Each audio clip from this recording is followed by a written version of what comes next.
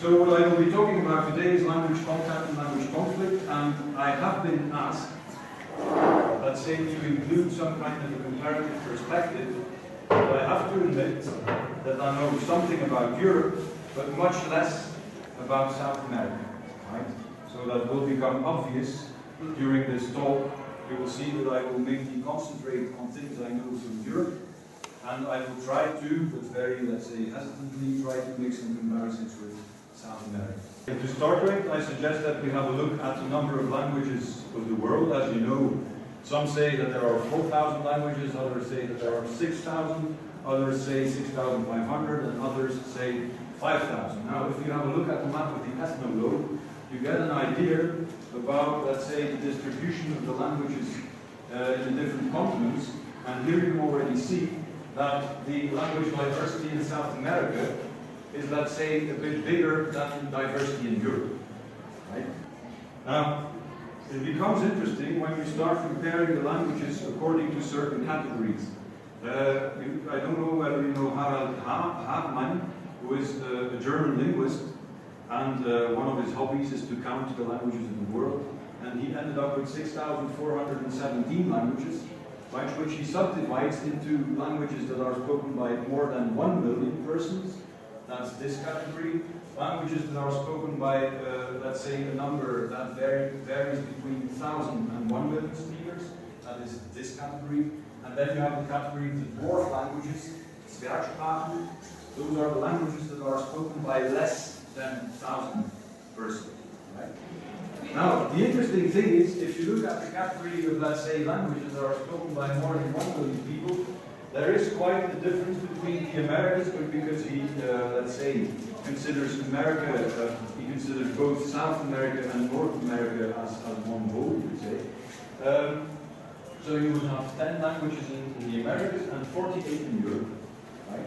If you look at the, let's say, smaller languages, then you notice a very big difference between the 72 in Europe and the 428 in the Americas. And if you look at the number of dwarf languages, the difference is even bigger. And these are beautiful maps, of course. You can find all in the internet on let's say, the distribution of languages in South America and in Europe. Now, what is striking here, of course, is that you have a big language Portuguese and you have a big language Spanish here. In Europe, of course, every state has its own official national language. Right? You have Dutch, you have German, you have French, you have Spanish, you have English, you have Polish, Lithuanian, Latvian, etc., etc. Okay? Now, of course, all of the languages that are, let's say, spoken or being used both in South America and in Europe do not have the same weight, right? Languages in society have a different weight. And if you go back in history, you notice that both in South America and in Europe, historical processes of marginalization and peripheralization of language communities were related to the ideal of one nation, one state, right? The ideal of the French Revolution that was exported also to South America. And that, of course, has given rise to the existence of national official state languages on the one hand, and such languages that do not have that same status on the other. And as you all know, these processes aren't finished yet, so processes of minorization keep going on.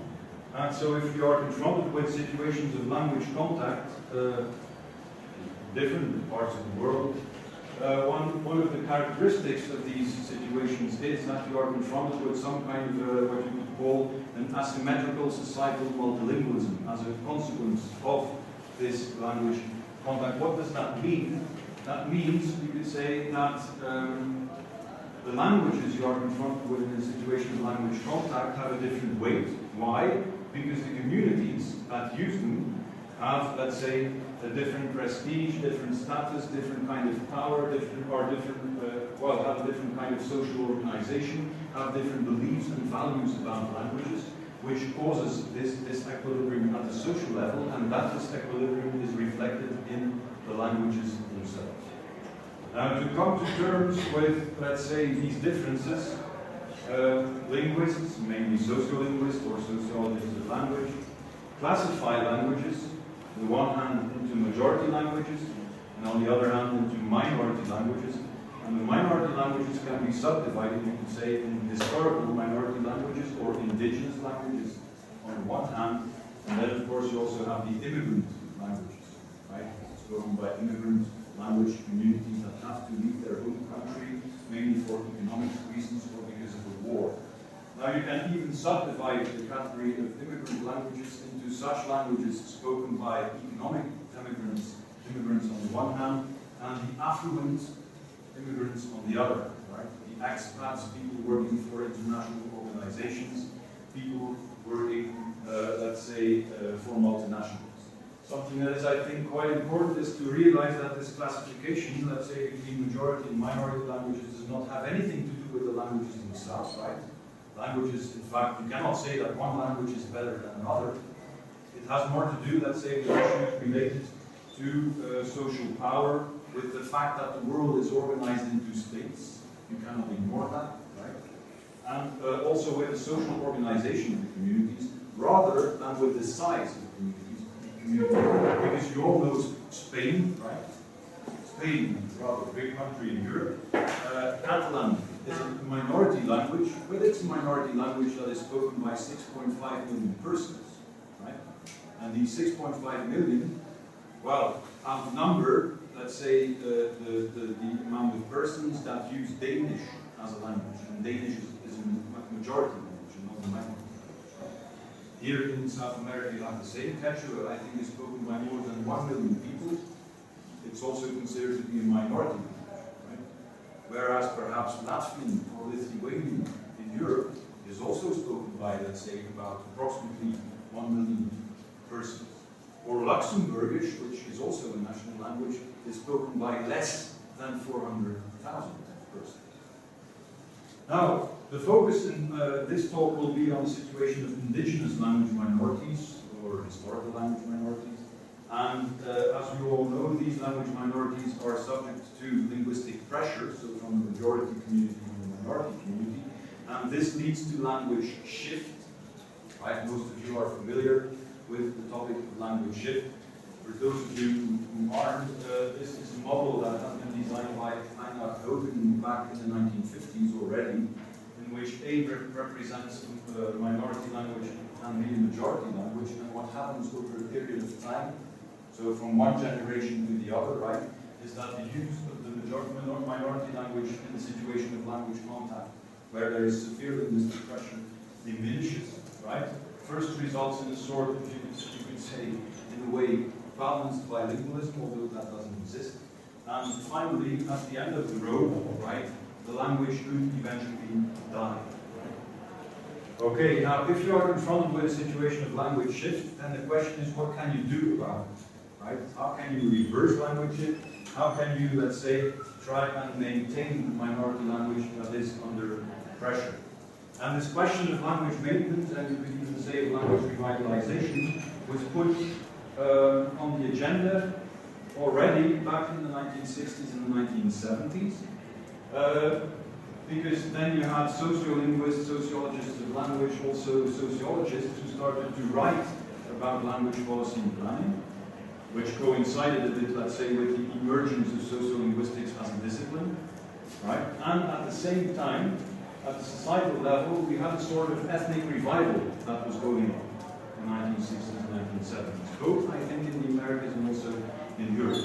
And this ethnic revival, let's say, led to debates at the policy-making level, both at the local, the regional, and the national level, as well as, more certainly in Europe, also at the supranational level.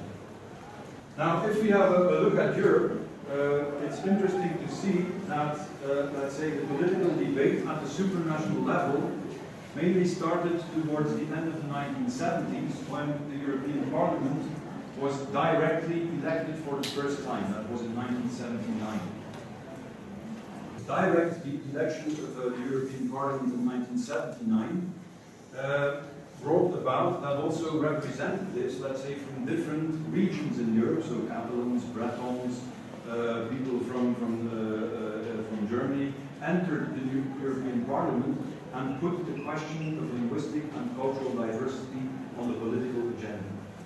So you had discussions both at the level of the European Parliament, but also at the level of the European Commission and the level of the European Council of Europe, which is yet another organization in Europe about linguistic diversity. And finally, that led, let's say, to, first of all, the publication of the European Charter for Regional or Minority Languages back in 1992, and to a second convention, the Framework Convention for Protection of National Minorities in 1995.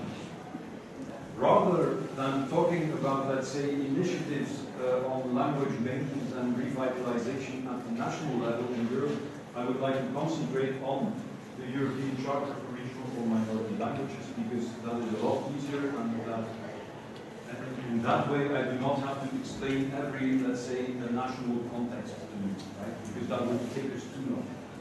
So this charter, right, is the only official document, I think, at European level that aims at protecting, let's say, the languages and the cultures within the let's say, the different member states of the Council of Europe. It consists of 5 parts. So the first part, you have, that's a very general part with general provisions. Second part with objectives and principles. The third part, which is the most important, contains some measures to promote the daily use of regional minority languages. And then you also have part 4, which is about the application, and part 5, which contains final provisions. I will mainly be talking about the third part. Okay. Now, if you have a look at part 3 of the chapter, you can find it online, right, on the website of the Council of Europe. You notice that part 3 contains, let's say, approximately 100 measures aiming at language maintenance, or in certain cases revitalization, in the following areas: education, which is the biggest article in the Charter. An article contains, let's say, measures in the field of law, right, judicial authorities. Then you have measures that aim at administrative authorities, public services, measures that aim at media, cultural activities, facilities, economic and social life, and transfrontier exchanges. Now, each state, so the states are not obliged to sign or to ratify the Charter, right? That's up to the states to decide that themselves. I come from Belgium. Belgium has said we do not sign anything or ratify anything because we have our own language legislation, right? And if they would sign the Charter, that would contradict perhaps their own language legislation. That's why they haven't signed it. But those states who do ratify the Charter are obliged to implement a minimum of 35 measures, and they are obliged to implement 3 measures from Article 8, which is education, and 3 measures from Article 12, which is, I forgot, cultural activities and facilities, and they are obliged to implement 1 measure from the Articles 9, 10, 11, and 13, right? And also important, Part 3, so the choice of the measures, does not necessarily apply to all of the regional minority languages on the state's territory. So if, for example, in the case of Hungary, who has, I think, 13 language minorities, the Charter, or Part 3 of the Charter, does not apply to each of the 13 minorities. They make a choice, right? And another important thing, Part 3, so the measures you select, right, is subject to process of monitoring. Also Part 2, that means that an evaluation committee is sent to the country to check whether the state has done what it has promised to do. Now, if you look at the Charter from the point of view of theory on language policy and planning, then you have to say that the Charter, which was published in 1992, is very much in line with, let's say, with language policy and planning theory from that moment, right? So you can see that attention is paid in the Charter to issues of acquisition planning, or acquisition policy and planning, because Article 8 focuses on regional minority language education. Attention is also paid to status and prestige planning, because certain domains of language use are very much present in the Charter, right? Let's say the level of government, the law, and the cultural domains.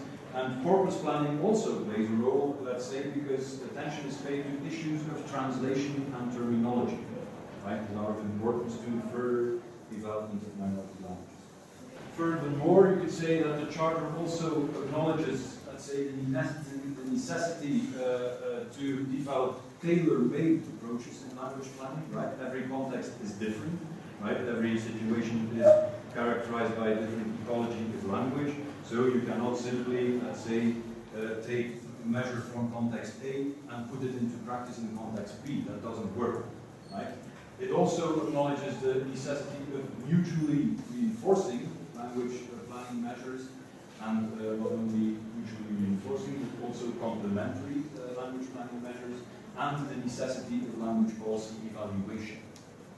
Now, in South America, I think, so if you compare it to Europe, correct me if I'm wrong, right?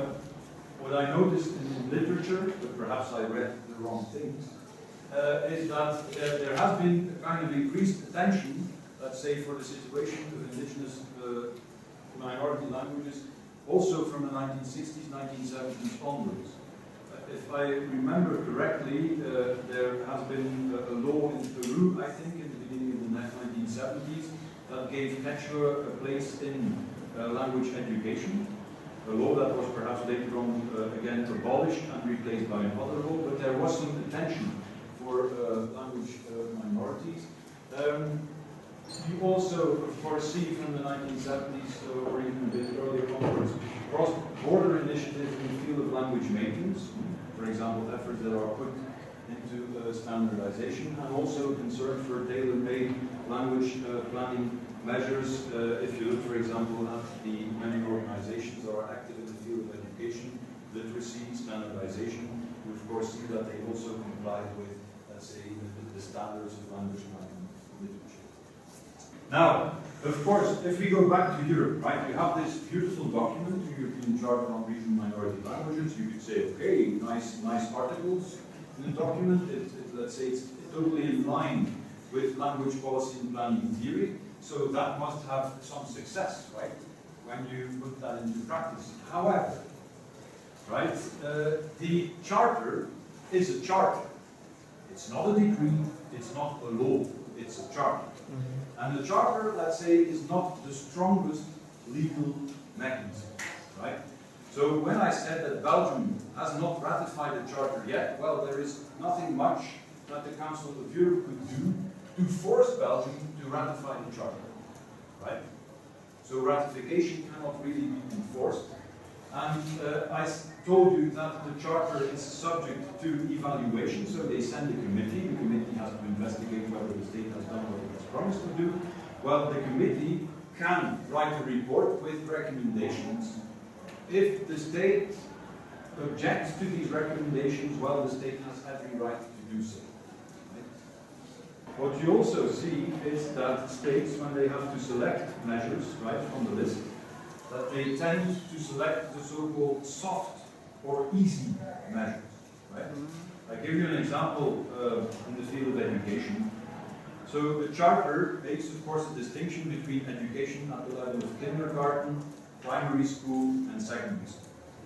What a lot of states do is that they select measures at the level of kindergarten, right, where then the minority language is offered to children, right, for 50 minutes per week, right, which is not exactly, let's say, a strong measure to promote the minority language.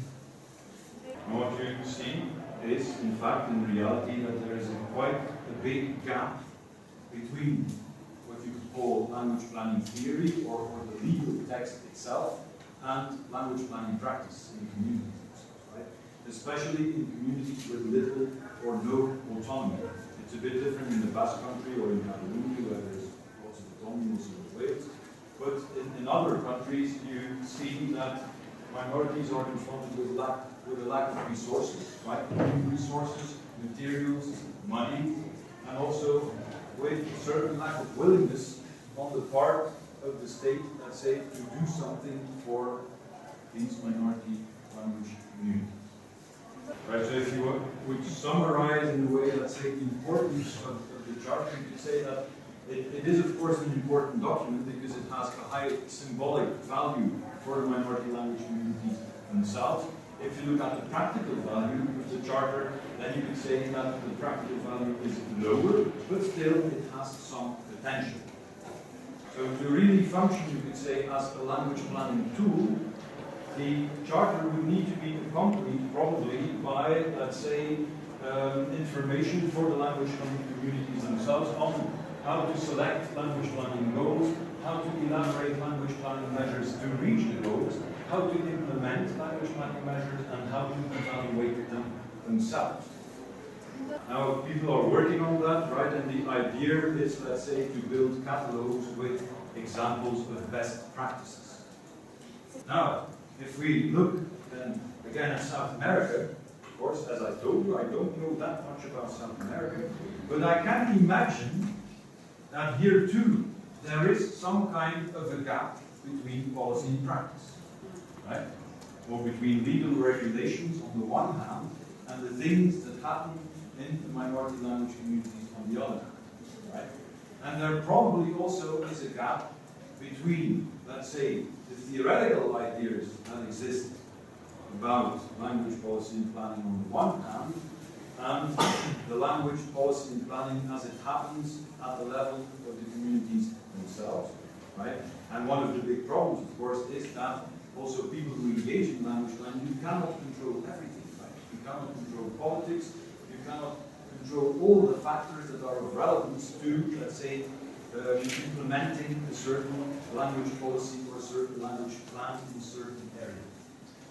Now, still, of course, you could, but again, from a theoretical point of view, reflect on what needs to be done or what could be done, perhaps, to make language planning measures or activities in certain domains a bit more successful. So lots of ideas exist about status planning, acquisition planning, purpose planning. Let me give you some ideas. I'm not saying that they do work, but at least from a theoretical point of view, they sound pretty okay. So first of all, let's focus on status and prestige of language, right?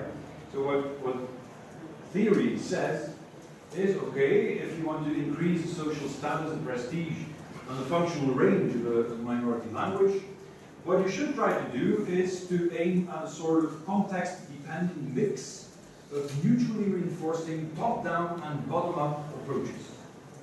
Right? Not only top-down, but also bottom-up, so grassroots. Okay, what you should also be aware of, they say, is that there is a kind of subtle interplay between supply on the one hand and demand on the other hand. That means you should not simply wait until people ask you to do something in a certain domain, or you should not only focus on a certain domain of which you know that the minority language is present there. You should also perhaps try to supply things in a minority language in domains, right, that might not yet be that important for that minority language community. Okay.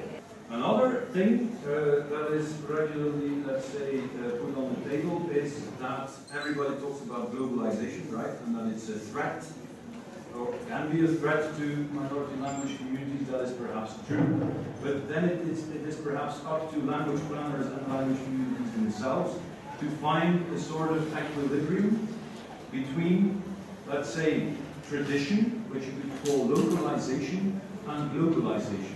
And then you end up with globalization, or what others call new regionalism. You try to combine, let's say, the local with the global. Another thing is, what is perhaps not done that much, is that you can also, it's not wrong to focus on image building, right? To try and give your minority language a better image by making use of important people you know that speak your language, right? Or by linking your language to certain popular domains like sports, popular music, etc., etc., right? And there you see, in one sentence, that status planning is really connected to prestige planning, right? One shouldn't ignore the prestige aspect of a language. For those of you who were in class this morning, I gave the example of Wales, right, where they work with linguistic animateurs. Those are people, let's say, that have to promote, they are paid by the Welsh government, and they promote the Welsh language in a variety of different social contexts, right? Like you have social workers who also promote Welsh, nurses that promote Welsh, football trainers promoting Welsh, etc., etc. Right, this was an example from Finland, but I will skip it because we don't have time. Let's focus on corpus planning. What can be done there? Well, you know, corpus planning is a big issue in many minority language contexts, right? To give you one brief example, the Latin community in Italy, you have 5 Latin valleys that all, let's say, use a different variety of Latin, right? So the question is, if you would want to standardize Latin, what would you do? Would you select one of the 5 varieties, or would you rather opt for, let's say, dialect synthesis, or Ausgleich, as it is called in German, right? And the language planners in the Latin valleys opted for the last option, and so they made their dictionary, they made their grammar based on the 5 varieties which they combine in one way or another. But after the completion of this process, politicians all of a sudden decided not to use the new standard.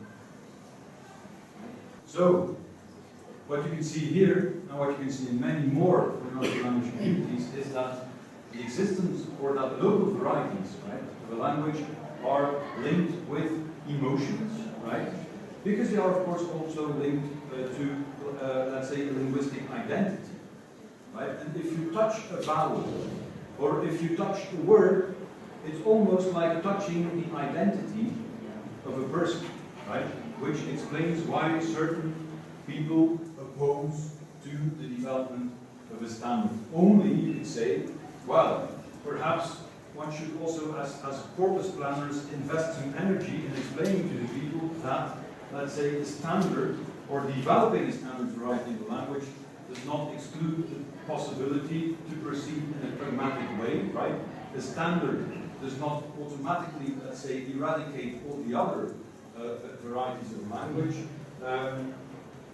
On the contrary, variation can still be of importance in society and also at schools, but a standard would, let's say, facilitate the development of written materials, right? Both at the administrative level and also at the educational level, etc. But let me add something, because we had lots of discussions about this in class. It is, of course, also important to know, or to reach a consensus on the question whether you actually need a standardized language or not. Right? That is up to the community to decide. Do you need a standard? And if so, what do you need it for? Okay, let's move to acquisition planning then. You all know that acquisition planning is, let's say, of just more than some importance in many minority language contexts, because, of course, you have problems with the intergenerational transmission of minority language. The parents do not automatically transmit the language to the children. So, in many cases, the school takes over, let's say, this task, or at least partially takes over this task.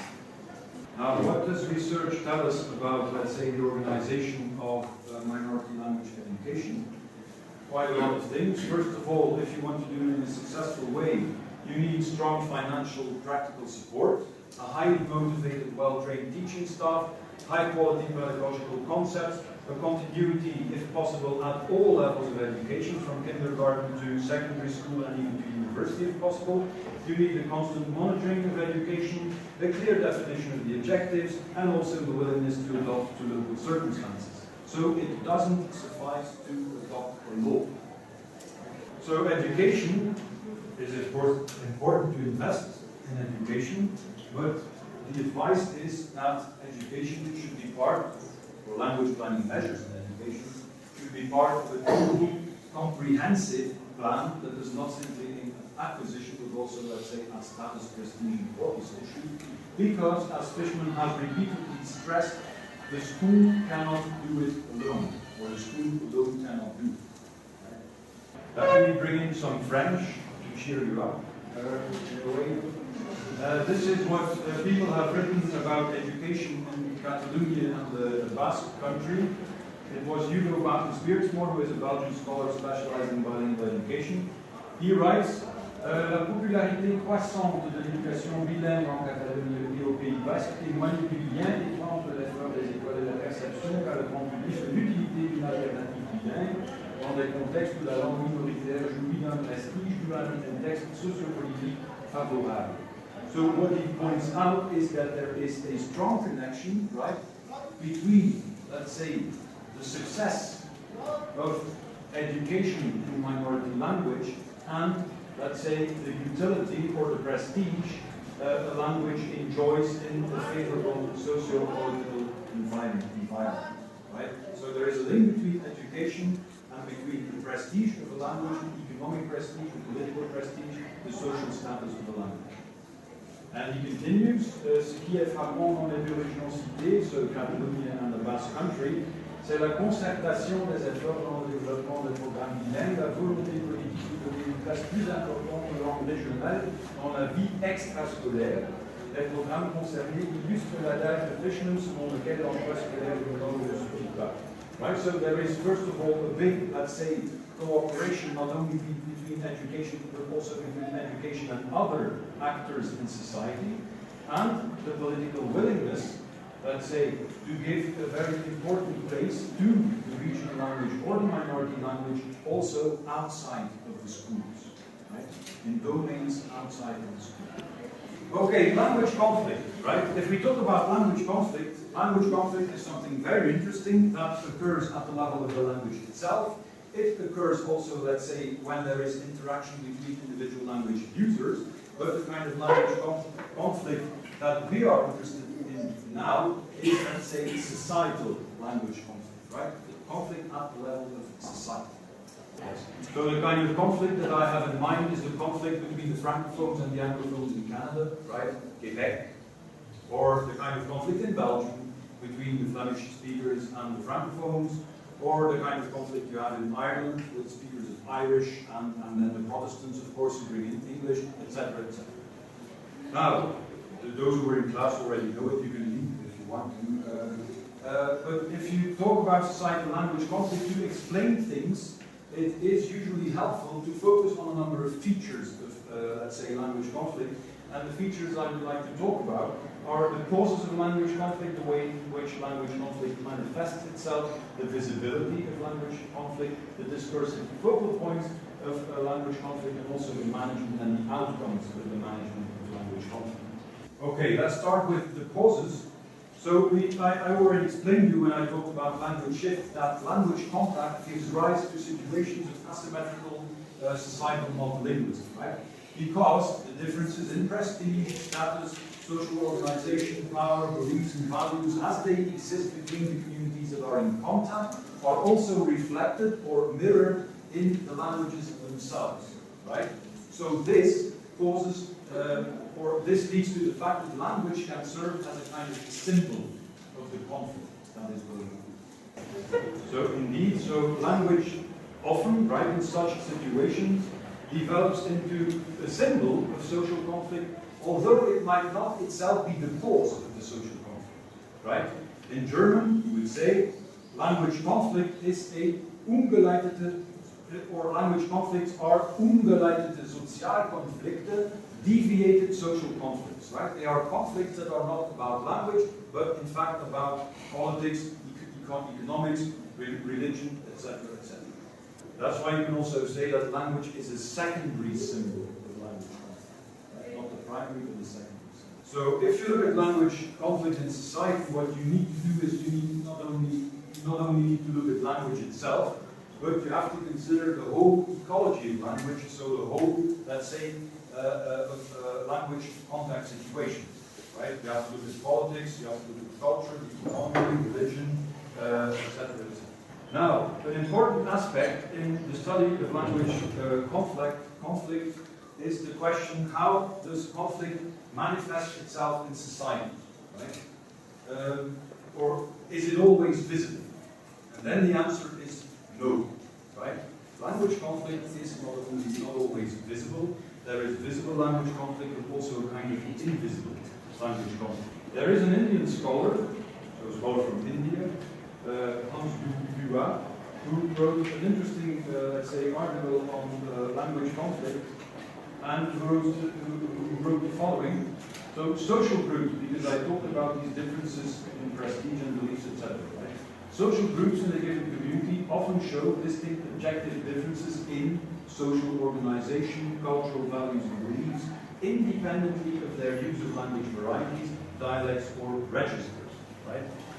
Not only do people live with these differences, but under normal circumstances they may even fail to notice them, let alone consider them responsible for their grievances, right? Only when they become aware of these differences, consider them to be responsible for their grievances, and feel that their identity is being threatened, do these differences and inequality become a source of conflict. So what does this mean? What does this quote, right, make clear? That you can make a difference between latent conflict and acute conflict, or between subcutaneous language conflict and manifest language conflict, right? That was something that already was noticed by the Congreso de Cultura Catalana in the 1970s. It's something that also features in the work of Peter Nelde, and it justifies Nelde's claim that language contact automatically means language conflict. There is no language conflict without language conflict. Why? Because sometimes the conflict is not visible at all. Sometimes the conflict is highly visible, and sometimes the conflict is not visible, but on the way of becoming visible. Right? And then the question is, of course, if the language conflict is visible, how does it manifest itself? Right? In what way? Because if you hear the word conflict, you immediately think about violence or war or terrorism or anything else. And indeed, in Canada, in Quebec, you had a certain point that the movement was a sort of terrorist movement. That's true for Quebec independence. You had, let's say, some riots in Belgium as well, some little problems in Wales. But to quote David Layton, who is a political scientist, in the OECD states, none of the language conflicts was linked in any way to significant, very important word, guerrilla activity. And I looked up what OECD means now because I forgot. It's the Organization for Economic Cooperation and Development, which covers a whole lot of countries. So if it's not linked to let's say, to violence, what is it linked to? How does it manifest itself? It mainly, you could say, manifests itself, language conflict, at the discursive level, right? So that is what research tells us, that language conflict in democratic societies is battled out. That's very interesting, but because that refers to violence, is battled out on the discursive level. So the question then is, of course, what do these discourses focus on, right? What are the discourses about? There you can make a distinction between, let's say, a discourse on the structural properties of a language on the one hand, and a discourse that is related to the use of a language or the users of a language on the other hand. And interesting is that let's say, language conflict that has to do with the structural properties of a language in minority language context usually takes place within the language minorities themselves. Right? It's not a sort of conflict between the minority and the majority, but it's a conflict within the minority. And what do people fight about? They fight about, let's say, issues that are related to language standardization. If we develop a standard, okay, which variety do we select? The ones say we select A, the others they say no, we select C. Or people are against, let's say, processes of dialect synthesis, and they quarrel about that, right? Or they argue about the way in which a language has to be codified, right? And maybe it has also to do with orthographical problems. Implementation is, let's say, the most critical phase of language standardization, because you can have a beautiful standard, but all of a sudden people decide, well, okay, let's forget about the standard, let's do something else. It's not implemented. Right? And also the elaboration is important, that is, let's say, the modernization of the language, let's say the way in which you build new words. Right? Do you use English when you need a new word, or do you take a word from a majority language? There you should be careful, of course. Or do you go back in history and use, let's say, the etymological resources you have at your disposal to start building new words for your own language?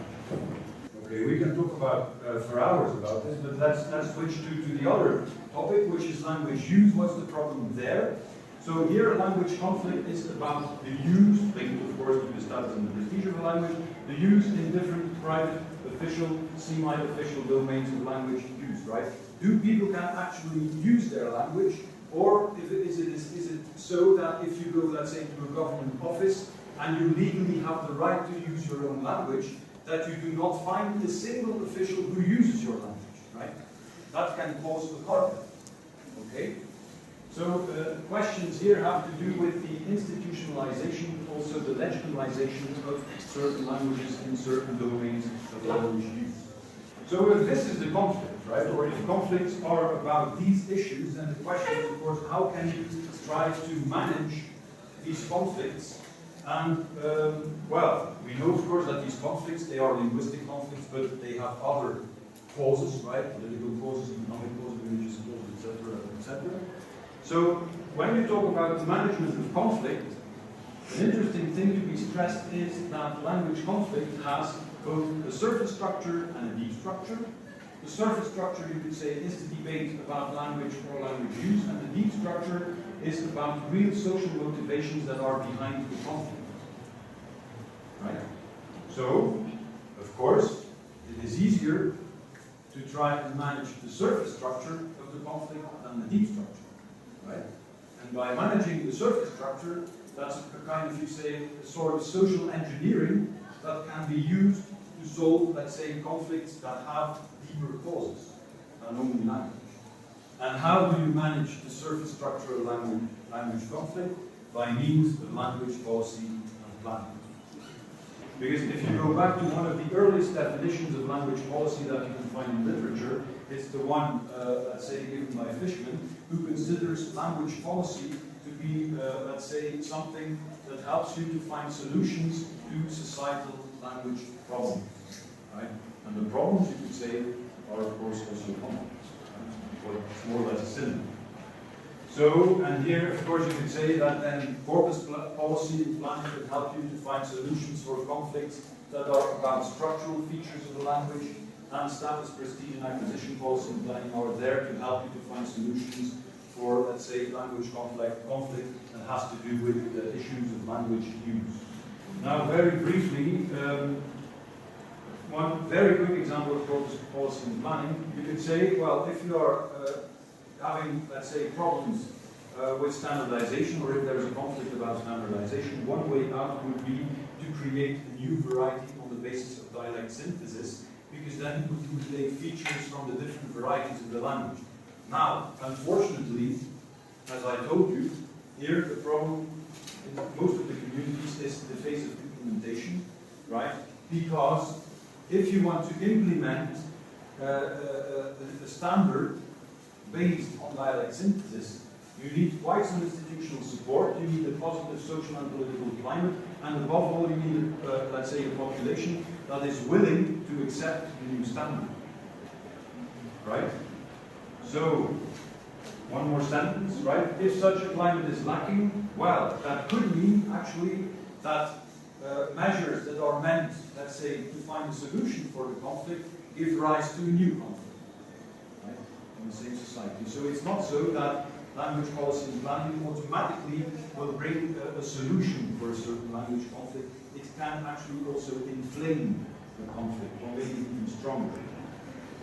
And what about conflict about the use of languages? Well, of course, there you can, let's say, try to create or use some status, prestige, acquisition measures to solve the conflict. If, let's say, you have big fights in a country between different language communities that each live more or less on their own territory, then you could consider to opt for an introduction of the principle of territoriality, which assigns, let's say, an official status to a language or more than one language within the territory of one state, right?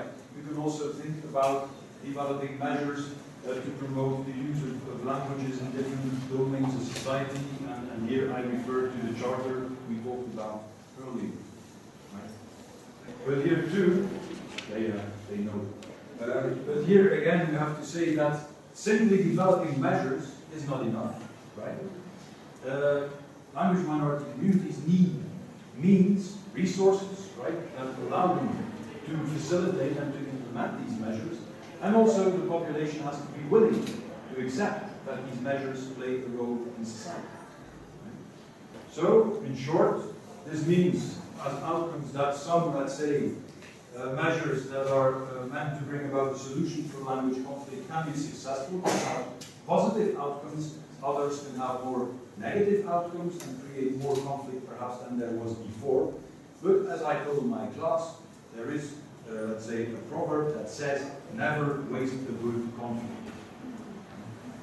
Because it might actually lead to something better than there was before, right? If you manage to come up with, let's say, a decent solution for conflicts. Now, the final slide, right? It's almost finished. What is the relevance of research on language conflict? Because some say, of course, and I think Fisherman is right in a way, there is indeed some kind of sensation-seeking dimension to language conflict, right? It's perhaps fancy to talk about conflict, right? It sounds pretty good.